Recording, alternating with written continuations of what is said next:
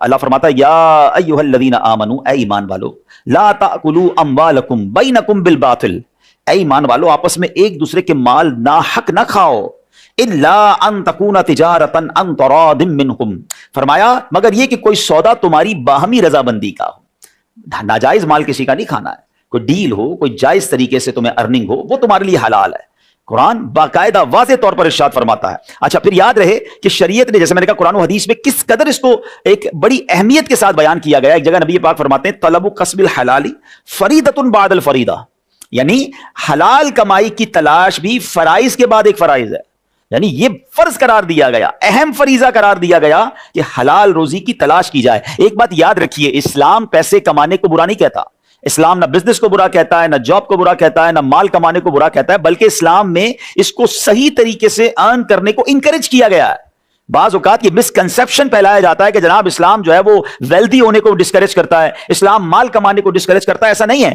اصل میں اس میں انٹینشن بڑی ضروری ہے۔ اگر آپ کی انٹینشن کریکٹ ہے، آپ کی نیت اچھی ہے، پھر تو اس کو ثواب قرار دیا گیا، پھر تو اس کو عبادت قرار دیا گیا۔ ہوا یہ کہ ایک بار نبی پاک علیہ السلام کی بارگاہ میں صحابہ کرام بھی موجود تھے، ایک بڑا نوجوان، بڑا صحت مند نوجوان گزرا، اور کبھی ادھر جاتا کبھی ادھر جاتا اپنے رزق حلال کمانے کے لیے۔ تو صحابہ کرام علیہ رضوان نے کہا کہ حضور یہ کاش اس کی جوانی اللہ کی راہ میں خرچ ہوتی، کتنا طاقتور، کتنا ہیلدی نوجوان ہے۔ تو نبی پاک علیہ السلام نے فرمایا کہ اگر یہ شخص اپنے چھوٹے بچوں کے رزق کی تلاش کے لیے نکلا ہے تو یہ اللہ عز و جل کی راہ میں ہے، یعنی یہ مجاہد کی طرح ہے۔ فرمایا اگر یہ شخص اپنے بوڑھے والدین کے لیے رزق کی تلاش میں نکلا ہے تو یہ اللہ عز و جل کی راہ میں ہے۔ فرمایا اگر یہ خود کو لوگوں کے سامنے ہاتھ پھیلانے سے بچانے کے لیے نکلا ہے تو یہ اللہ کی راہ میں ہے۔ اب فرمایا اگر یہ دکھاوے اور تفاخر کے لیے نکلا ہے، پراؤڈ کے لیے نکلا ہے، فخر کے لیے نکلا ہے، تو فرمایا یہ شیطان کی راہ میں ہے۔ لک اٹ، کام ایک ہی ہے، انٹینشن ڈیفرنٹ ہوئی، اس کا رزلٹ بھی ڈیفرنٹ ہو گیا۔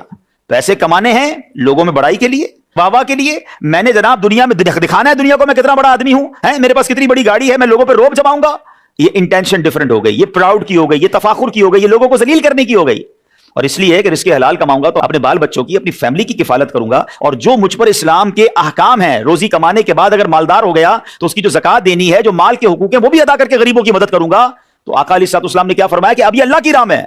آپ ذرا غور کریں، کمانے پیسے گیا ہے، جہاں جاب پہ رہا ہے، بزنس پہ رہا ہے، مگر کیا فرمایا، یہ جہاد کرنے والا ہو گیا، یعنی اللہ کی راہ میں نکلنے والا ہو گیا۔ تو یہ میرا اور آپ کا پیارا مذہب ہے کہ ہمیں اپنی زندگی میں رزق حلال کمانے کے لیے انکریج بھی کیا گیا، بلکہ اس کا ریوارڈ بھی بیان کر دیا گیا۔ قرآن میں ایک جگہ نہیں، کئی جگہ پر ہمیں رزق حلال کمانے کے حوالے سے انکریج بھی کیا گیا اور باقاعدہ گائیڈ لائن دی گئی۔ اللہ قرآن میں ارشاد فرماتا ہے، ذرا سنیے گا، کیا خوبصورت آیتیں ہیں۔ وَجَعَلْنَا النَّهَارَ مَعَاشًا، قرآن کہتا ہے اور دن کو روزگار کے لیے بنایا۔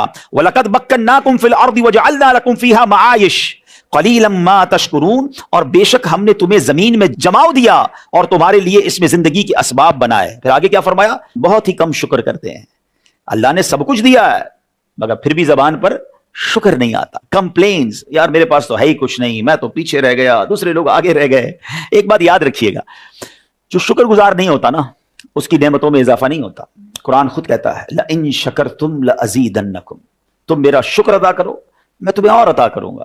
یہ فارمولا ہے، اگر آپ اپنی تعلیم میں کامیاب ہونا چاہتے ہیں، آپ چاہتے ہیں آپ کی عزت میں اضافہ ہو، آپ چاہتے ہیں آپ کی شہرت میں اضافہ ہو، آپ چاہتے ہیں اچھی نیتوں کے ساتھ آپ کے مال میں اضافہ ہو، شکر ادا کریں۔ یا اللہ تیرا شکر ہے، اے مالک تیری مہربانی، اپنا کمال نہ سمجھیں، اور جب آپ شکر گزار بنتے ہیں تو اللہ پاک اس میں اضافہ عطا فرما دیتا ہے۔ تو بہرحال میرے پیارے اسلامی بھائیوں، جیسے میں نے کہا کہ بے شمار احادیث، نبی پاک علیہ السلام کی ایک اور حدیث سنیے۔ یہ حدیث جو ہے ایکچولی کسی مفتی کے لیے، کسی بہت بڑے عالم یا کسی بہت بڑے دین کا کام کرنے کے والے کے لیے نہیں ہے، یہ حدیث ایک بزنس مین کے لیے ہے۔ نبی پاک فرماتے ہیں تاجر الصدوق الامین مع النبیین والصدیقین والشہداء، آقا فرماتے ہیں سچا امانت دار تاجر انبیاء، صدیقین اور شہداء کے ساتھ ہوگا۔ اللہ اکبر، کس کے ساتھ ہوگا؟ نبیوں کے ساتھ، صدیقین کے ساتھ، شہداء کے ساتھ۔ کون؟ اتنا بڑا مفتی شیخ الحدیث، یقیناً ان کے فضائل اور ہیں، مگر یہاں کیا بیان ہوا؟ بزنس مین ہوگا، مگر اس بزنس مین کے لیے شرط کیا لگا دی؟ امانت دار ہوگا، سچا ہوگا۔ بس یہ بات آپ یاد رکھیے گا، آپ دنیا میں کہیں بھی پہنچ جائیں، اللہ آپ کو اور ترقیاں دے، آپ بزنس دیکھیں، آپ بزنس کنٹرول کریں، آپ کسی بڑے ادارے کے سربراہ بنیں، اپنی زندگی کے ایک اصول رکھیے گا، ہم نے حرام نہیں کمانا ہے، ہم مسلمان ہیں اور ہمارا یہ ایمان ہے۔ رزق دینے والا کون ہے؟ اللہ ہے نا، رازق تو وہی ہے، جب رزق اس نے دینا ہے تو مجھے اسے ناراض کر کے کیوں لینا ہے؟ اچھا اب بعض اوقات شیطان وسوسہ یہ ڈال دیتا ہے کہ یار اگر میں 2 نمبری نہیں کروں گا، میں جھوٹ نہیں بولوں گا، میں ڈاج نہیں دوں گا تو باقی لوگ آگے بڑھ جائیں گے، یہی میرا اور آپ کا ٹیسٹ ہے, یاد رکھیے گا. جس دن اس ٹیسٹ میں میں اور آپ کامیاب ہو گئے نا, کہ میرا اور آپ کا ایمان یہ ہونا چاہیے, یہ آج بات آپ سمجھ لیجئے, کہ جو میرے نصیب میں ہے وہ مجھ سے کوئی چھین نہیں سکتا, اور جو میرے نصیب میں نہیں وہ مجھے کوئی دے نہیں سکتا. جس دن آپ یہ فارمولا یاد کر لیں گے نا, میں کچھ بھی کر لوں, میں ایکسٹرا نہیں لے سکتا. نصیب میں تھا, میں نے حرام سے کما لیا, میں تھوڑا انتظار کرتا, مجھے وہ حلال سے ملنا تھا. مولا علی شیر خدا کرم اللہ تعالی وجہ الکریم ایک بار ایک مسجد میں گئے, اور آپ نے اپنا ایک لباس جو تھا وہ ایک شخص کو پکڑایا کہ اس کو سنبھالو, میں نماز پڑھ کے آتا ہوں. آپ نماز پڑھ کے واپس آئے تو بندہ غائب, اور وہ لباس وہ چوری کر کے چلا گیا. آپ حیران ہوئے کہ میرا لباس چوری کر لیا. تھوڑا آگے گئے تو دیکھا وہی لباس ایک دکان پر لگا ہوا تھا, وہ جنگی لباس تھا, زرہ جسے کہتے ہیں. تو آپ نے اس شخص سے پوچھا کہ یہ کہاں سے آیا؟ وہ کہتے ابھی بھی ایک بندہ 2 درہم میں بیچ کر گیا ہے. آپ فرماتے افسوس, میں نماز کے لیے گیا تھا, اس بندے کو لباس دیا تھا, اور دل میں تمنا یہ رکھی تھی کہ واپس آؤں گا تو اسے گفٹ میں 2 درہم دوں گا. اس بندے نے تھوڑا سا انتظار کرنا تھا, اس کو یہ پیسے حلال سے ملنے تھے, اس نے جلدی مچا کر وہی پیسے حرام سے لے لیے.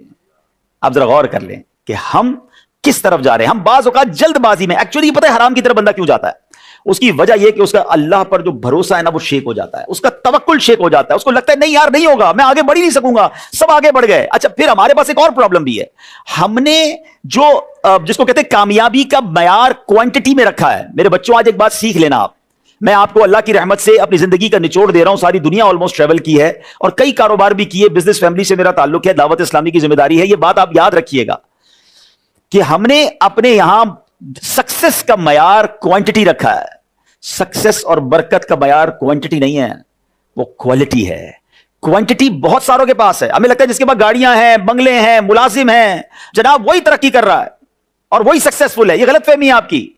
ابھی ہم بیٹھے تھے ویسی صاحب کے مکتب میں نے ان کو بتایا کہ میں ایک اربوں پتی شخص سے تھوڑے دنوں پہلے ملنے گیا, انہوں نے کہا آپ آئیے ذرا گھر پہ دعا کرنی ہے. اور جب گیا تو پتا چلا کہ ان کو ایک ایسی پرابلم ہو گئی, اللہ پاک کی شان دیکھیں کہ مجھے تو اس دن پتا چلا کہ وہ کوئی نوالا کھاتے تھے.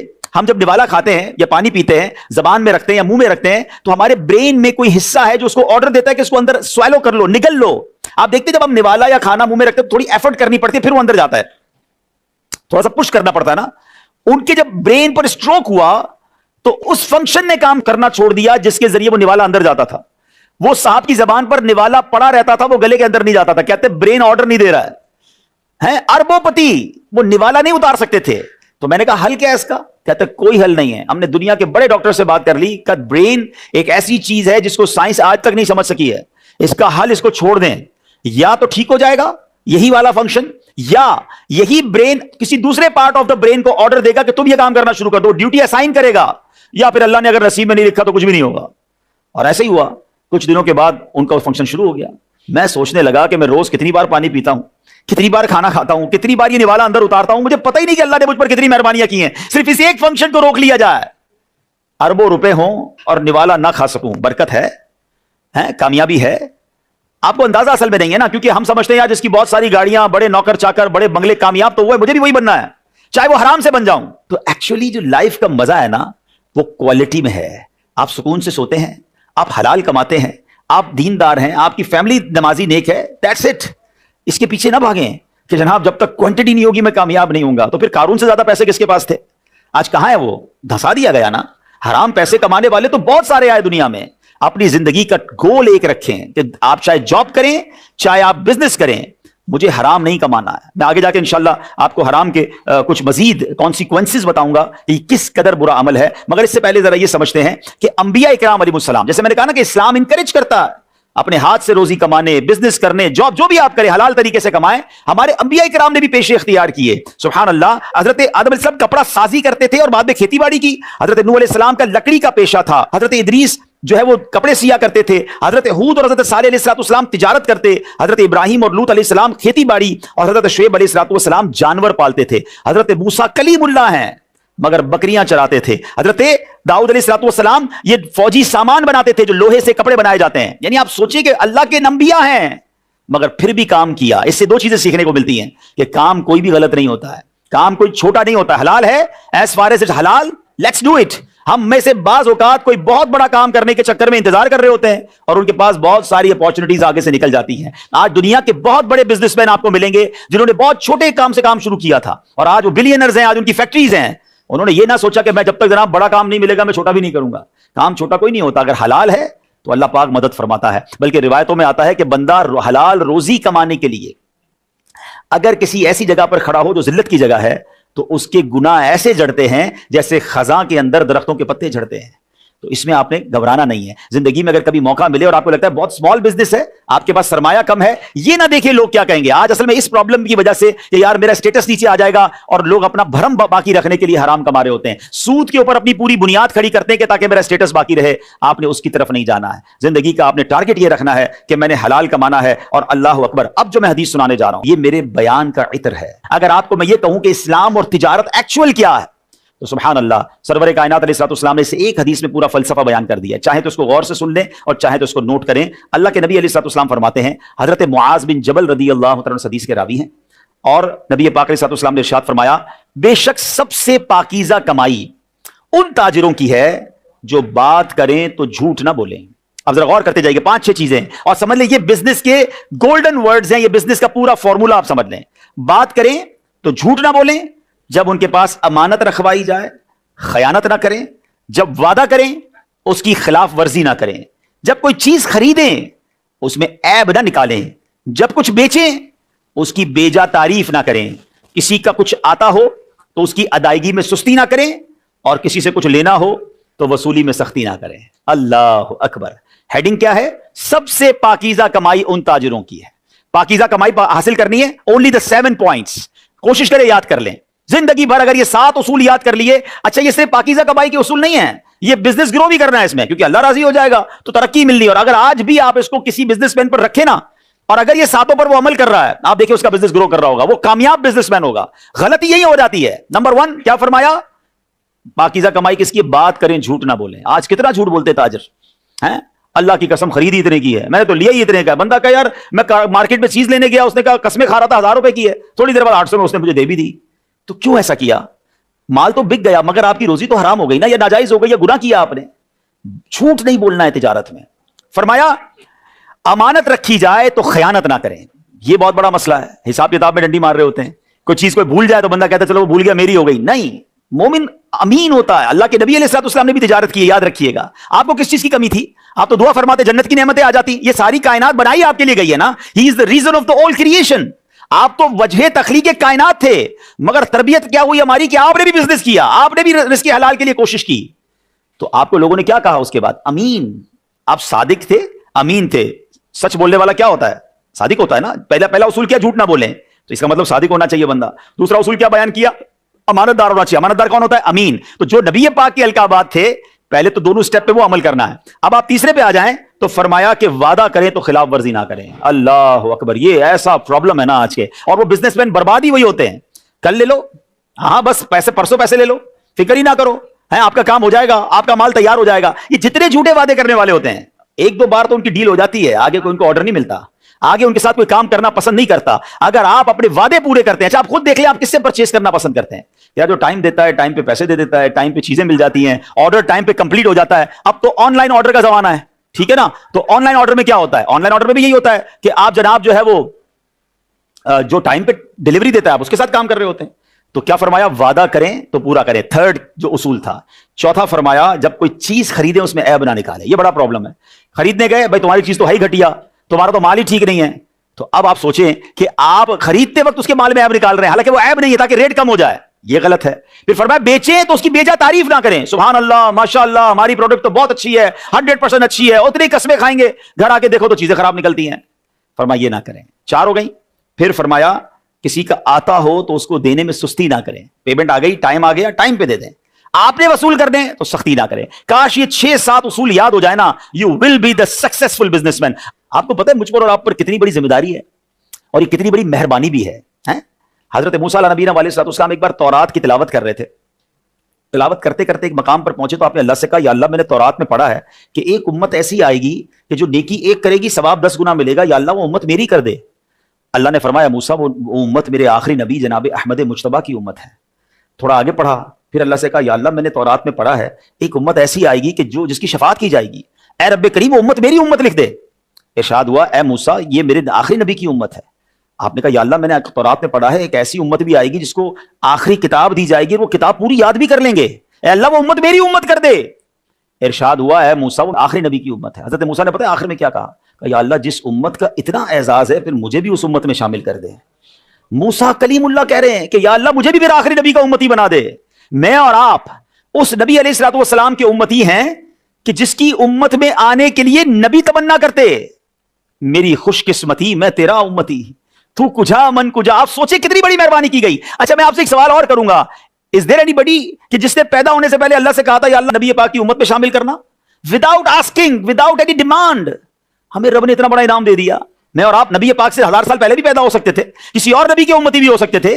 بن مانگے ہمیں نبی پاک کا امتی بنا دیا. آپ کی ذمہ داری نہیں بنتی ایٹ لیسٹ ایسے تو بن جاؤ نا کہ زندگی میں کہیں بھی مجھے دیکھ کر کوئی کہے کہ یار امتی ایسا ہے تو نبی کیسے ہوں گے. سچا ہے, ایماندار ہے, کاروبار کرتا ہے تو سچی بات کرتا ہے, پڑوسی ہے تو پولائٹ ہے, نرم ہے. ہمارے اخلاق بتائیں.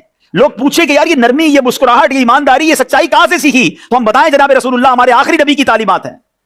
مگر آج ہو کیا رہا ہے, لوگ کہتے ہیں یار غیر مسلموں سے کام کر لو, مسلمانوں سے نہ کرنا. آج ہماری پروڈکٹس کا کیا حال ہے. انفارچونیٹلی ہم پاکستانی ہو کر اپنی پروڈکٹ نہیں خریدتے. میڈ ان باہر کی چلے گی, میڈ ان پاکستان نہیں چلے گی. Made in any Islamic country نہیں چلتی ہمیں. کیوں؟ ہمیں دوائیوں میں ڈر لگ رہا ہوتا ہے. اس کو کون دور کرے گا؟ اچھا یہ دیکھیں میری بات سنیں, ہم بازو کا جب یہ بات کرتے کہہ رہے ہیں پورے آوے کا آوائی بگڑا ہوا ہے, کون سدھارے گا؟ نہیں میرے بچوں, اپنے حصے کا چراغ. آپ مستقبل ہیں, آپ ہماری آنے والا فیوچر آپ ہیں, آپ نے سنبھالنا ہے اس ملک کو. لیکن اسلام کے ایسے داعی اور علم بردار بن کے جائیں کہ یار اچھا یہ نہ سوچا کرے یار سب خراب ہے تو میں اکیلا کیا کر سکتا ہوں. نہیں, مجھے اپنی قبر میں تو اکیلے جانا ہے نا. ایسا تو ہے نا, اپنے حصے کا تو چراغ جلاؤ. یہ چراغ جلیں گے تو روشنی ہوگی نا. فرد سے معاشرہ بنتا ہے, ریفلیکشن آتی ہے. اچھے لوگوں کو دیکھ کر لوگ اچھا کام شروع کر دیتے ہیں, سارے برے لوگ نہیں ہوتے. لیکن اگر نوجوان یہ بیڑا اٹھا لیں یار ہم نے حرام کی طرف نہیں جانا ہے, ہم نے اللہ کو ناراض نہیں کرنا ہے, ہم نے ایک دھوکہ نہیں دینا ہے. نبی پاک علیہ الصلوۃ والسلام کی حدیث ہے مسلمان وہ ہے, مومن وہ ہے جو اپنے لیے پسند کرتا ہے وہ دوسروں کے لیے پسند کرتا ہے. آپ پسند کرتے ہیں آپ کو دھوکہ دیا جائے, آپ پسند کرتے ہیں آپ کو ملاوٹ والا مال ملے, آپ پسند کرتے ہیں کہ آپ کو 100 کی چیز 1000 میں بیچ دی جائے جھوٹ بول کر, آپ پسند کرتے ہیں کہ آپ کے پیسے جناب دیر سے دیے جائیں, آپ کے پیسے دبا لیے جائیں, آپ کی زمینوں پر قبضہ کیا جائے. جب آپ پسند نہیں کرتے تو آپ دوسروں کے لیے کیوں پسند کرتے ہیں کہ یار میں اپنا مال جتنے میں بھی چاہے بیچوں, جھوٹ بول کے بیچوں, ملاوٹ کر کے بیچوں. نہیں, مومن وہ ہوتا ہے جو میں اپنے لیے پسند کروں وہ دوسروں کے لیے پسند کروں. امام اعظم ابو حنیفہ کتنے بڑے امام ہیں. اچھا میں دوبارہ کہہ رہا ہوں, اسلام بزنس مین اور مالدار بننے کو ڈسکریج نہیں کرتا, بس شرط ایک ہے حلال, انٹینشن درست ہونی چاہیے. حضرت عثمان غنی سے زیادہ مالدار کون تھا؟ حضرت عبد الرحمن بن عوف اپنے زمانے میں بلینر تھے. حضرت امام اعظم Abu Hanifa he was the leader of the مفتیان کرام آن دیٹ ٹائم. مجتہد ہیں آپ جناب, امام العلماء ہیں, مگر آپ بلینر بھی تھے. آپ کا بہت بڑا کپڑے کا تجارت کا کاروبار بھی تھا. تو ایک بار کیا ہوا کہ آپ کے اسٹور پر کپڑا تھا جس میں کچھ فالٹ تھا, فالٹی کلاتھ تھا. تو آپ نے اپنے بندے کو کہا میں جا رہا ہوں, کوئی بھی گاہک آیا تو اس کو بتا دینا کہ یہ کپڑا فالٹی ہے, اس میں یہ عیب ہے. آپ نماز پڑھ کے آئے تو آپ کا جو سیلز مین تھا کہتا حضرت میں نے مال بیچ دیا, یہ اس کے پیسے پکڑیے.